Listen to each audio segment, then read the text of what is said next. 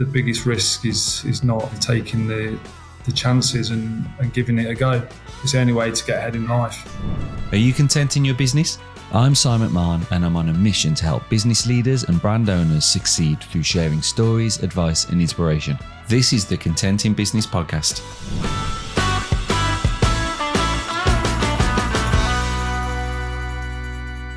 Welcome back to Content in Business. This is a spotlight session with James Longley.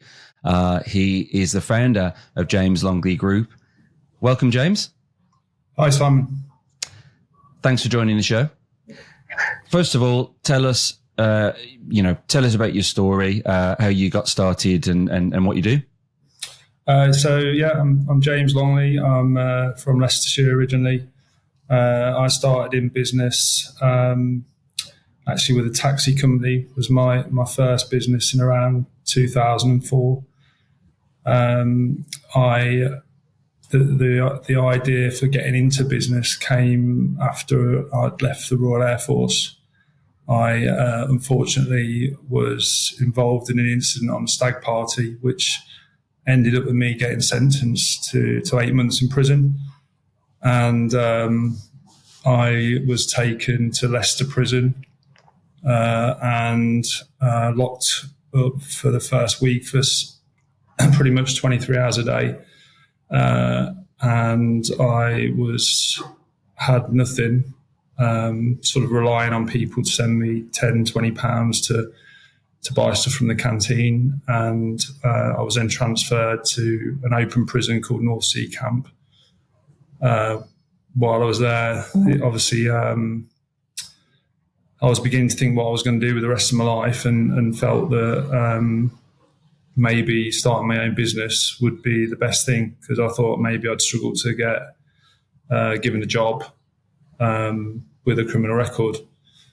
So I planned to start the taxi company, which I called Spotty Dog Taxis. And I put spots all over the cars, and we were reasonably successful. We built it up to about 7 or 8 cars, but it was a tough slog working all hours,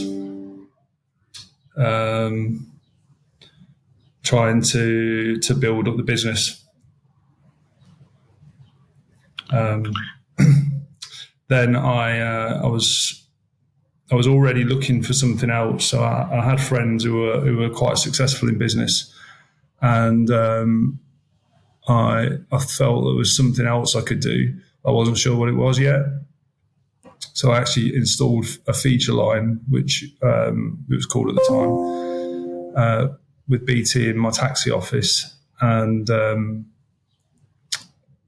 one night, a guy got in the taxi. He was my business partner, Gavin Williams, and told me we could sell energy contracts, and that he had a contract with a company called Economy Power, and that each one we signed could be up to could be worth up to £500 for us. So I was thinking that sounds better than £2.50 to take someone home from Sainsbury's. And I said that I was interested in talking to him. So he came to see me the next week, and we started, I think, the following week, and we used to go out and walk the streets of Leicester. Bars, restaurants, takeaways, pizza shops were our targets to start with.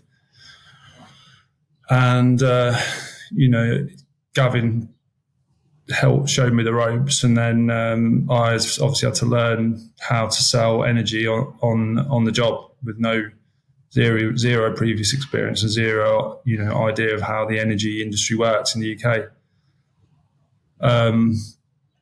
That started to again become tough. We realised it was hard. We needed to get an energy bill from a customer. So we started trying to book ourselves appointments, and then go to sit the appointments when they had an energy bill. We then employed a couple of members of staff who were actually working as my on the taxi phones to start booking his appointments. And we were starting to do maybe 5 to 10 contracts a week. Then one day we had an account manager who came to see us and told us that you don't need to go out and see people anymore. There's, you can record the calls.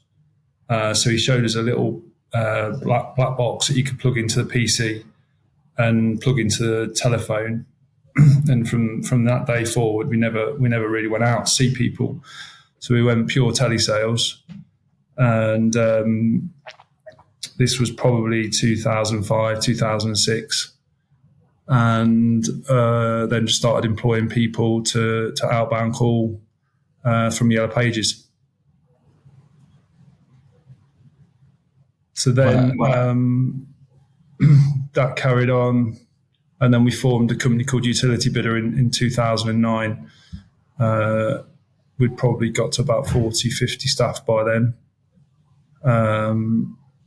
In 2012, we moved the call centre to nicer offices. We had an office in Market Harbour that the roof leaked.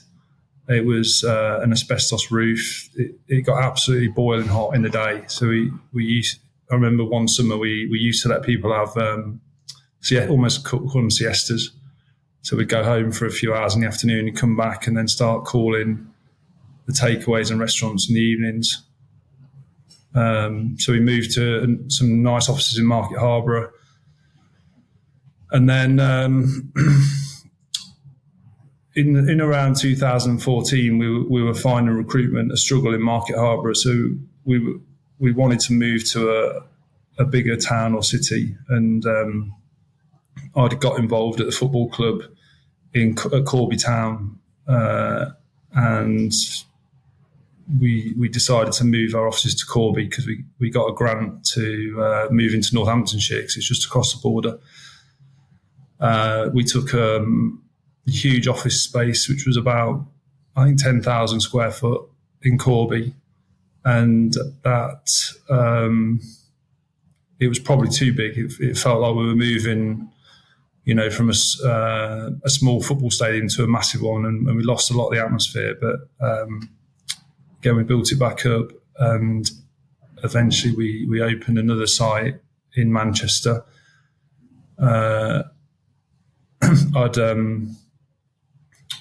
I'd bought out another business partner in 2012, and then Gavin decided he wanted to leave, and I bought his shares as well in 2017.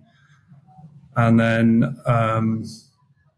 at the end of 2018, I was looking after a private equity company that shown interest in Utility Bidder, and they bought my shares for 8 figures, and I retained around 10% of the business and carried on working as a non-exec director. And I'm still part of that journey now. But now moving on to new opportunities, and I've invested in other businesses, and now I'm also looking to help others and share that knowledge that you've and that experience. Obviously, you've built up over quite a journey there. I mean, my next question is usually, has the journey so far been everything you expected? And straight away, I think I know the answer to that. I mean, I think straight away for me, I mean, a couple of things. Obviously, being in prison for that time, I think, like you say, there was a lot of time, to think there, that can kind of build people or potentially destroy people, can't it? And I think being able to contemplate and come up with ideas, come up with a plan and a pivot for when you back out. But then it seems, correct me if I'm wrong, but it seems like you very much had a mindset of, yes, you had a view of what you wanted to to do in terms of setting up a business, but it seems like you were kind of quite led by circumstance. The opportunities coming your way, and you kind of grab them and evaluate and potentially switch if need be. Yes. I mean, again, I wasn't sure what I wanted to do, but I think I was always looking for opportunities, and always, I'd always give it 110%, whatever I got involved in.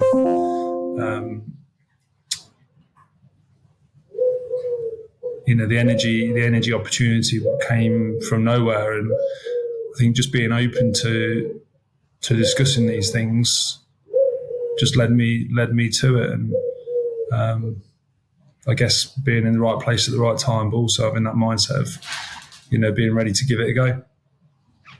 Yeah, I mean, because there's so many people that could have been in that place at that time, and maybe would have kind of not really considered it, or thought, well, now I'm on this journey, I'm on this path, I'm going to stick with this, and so it's quite interesting to see that pivot. It's a risk, but obviously, I guess it's a balanced risk that you took.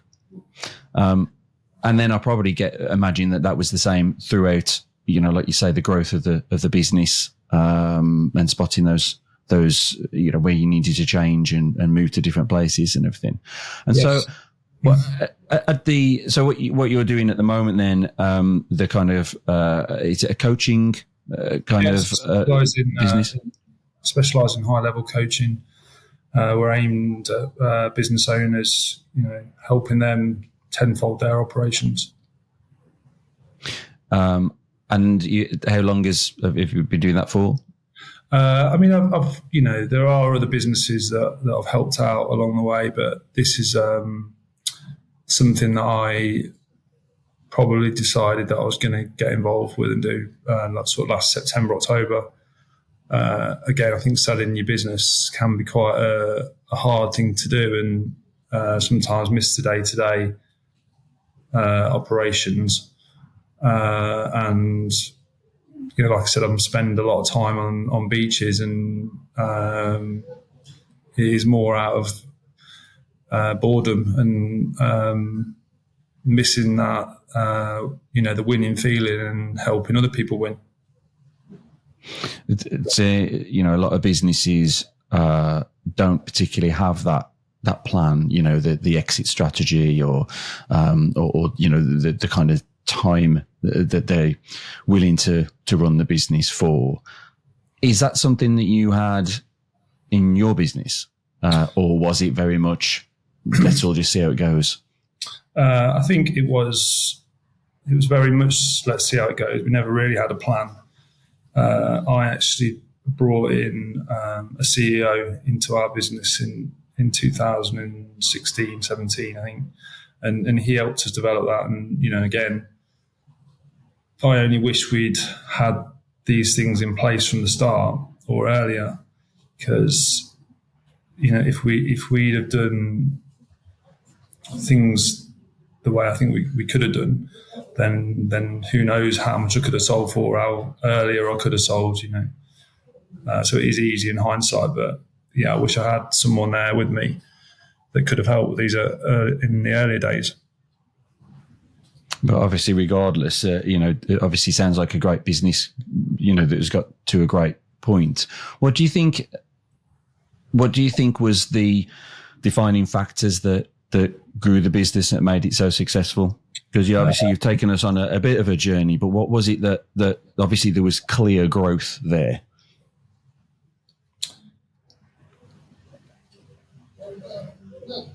I think it was just the desire to win and to be the best, and that pushed us quite a long way. I always wanted us to be better. We always looked for like 30% growth plus each year. So to do that, we had to grow, and we had to bring in more agents, and I think we just had that. The winning mentality that we wanted to. I remember sitting in a meeting saying, I wanted us to be the best energy broker in the UK. Was the culture like there? Was there a big focus on culture within the business? So I tried to make it somewhere where people love to work. Its energy is probably not the most exciting thing to sell, but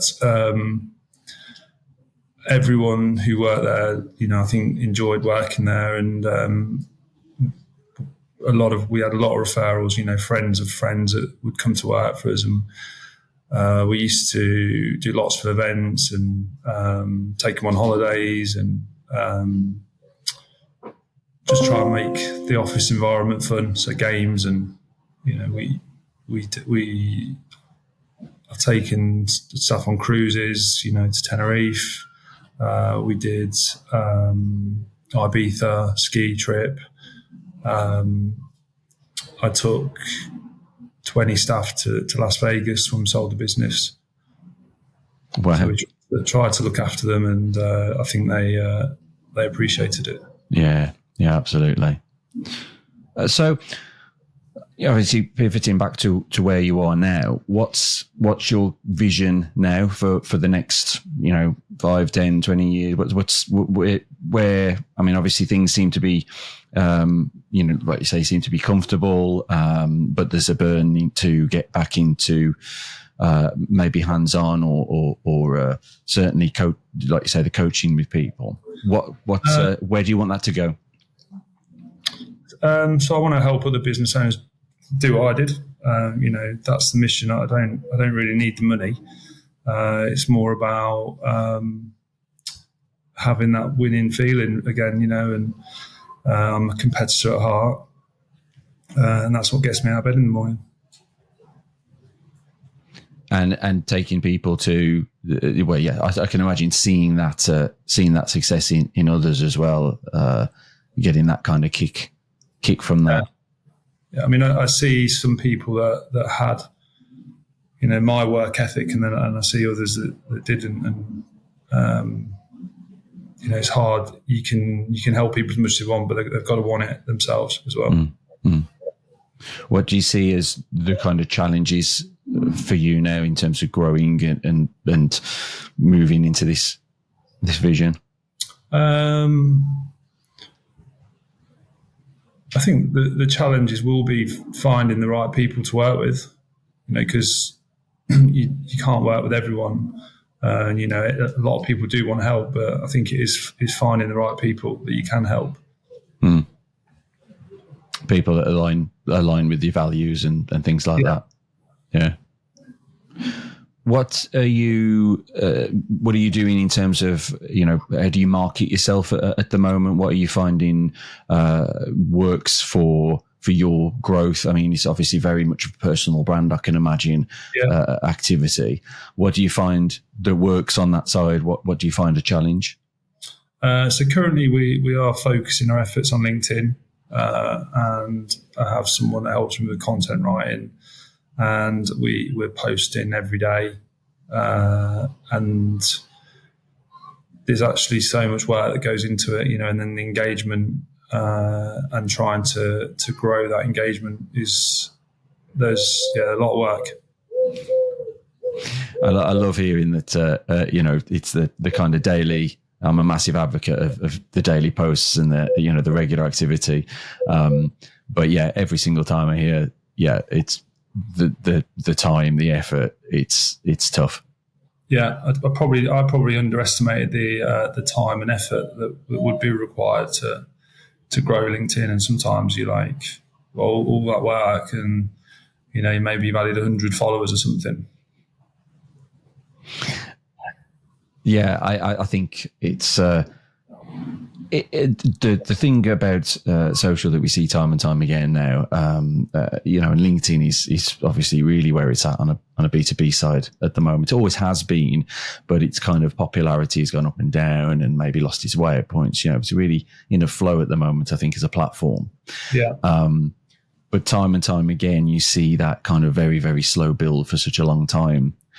And there seems to be a tipping point, and it's kind of the persistence and the grit to keep keep going to find that tipping point. You never know when it's going to come. No one can ever say, yep, 3 months, that's when it's going to explode. 6 months. Yeah. No. It's kind of like, no, just keep going and, keep putting the stuff out there. And, again, when I started probably posting in December, we were probably getting 1,000 impressions per post. And then suddenly we got one, that hit 10,000. And then I think a couple of weeks ago, we suddenly had one that hit 50,000. Now we're averaging, 10,000 a day. But so it's how do we 10x that again to 100,000 and millions? So the last question for me is what piece of advice with all your experience and obviously your story, what piece of advice would you give to someone? And I think actually you can answer this the way you want to do it. Someone that's in your position, either doing what you do or actually, to a business owner. Yeah. I'd probably say just start, I think I did talk about this on LinkedIn last week as well. The biggest risk is not taking, taking the chances and giving it a go. It's the only way to get ahead in life is to give it a go. And that's personal and professional as well, I guess. Well, it sounds like that. As I mentioned, that's what you kind of did a couple of times, kind of grabbing the opportunities and seeing them through. So, good sound advice. Well, is there anything else you want to add while you've got the opportunity? And before we finish up, I don't think so. Again, I'm just pleased to be here and happy to ask to come and share the story. Yeah, well, it's been a very very interesting story, very different story, and as always, great inspiration and great advice. So, thank you very much, James. Cheers, Simon. Thank you very much. And to everyone else, thank you for watching. Thank you for listening. Another great spotlight session with James. Make sure that you subscribe. A load of you don't subscribe, and it means you're missing out. I know we put snippets out of this podcast, and I know you're catching those, but please do head over to whatever your choice of podcast consumption platform is, whether that's YouTube or whether that's Apple Podcasts, Spotify, or anything else. And make sure you hit the rate, like, subscribe, follow, whatever the button is, hit it, and we'll catch you in the next one. Thanks.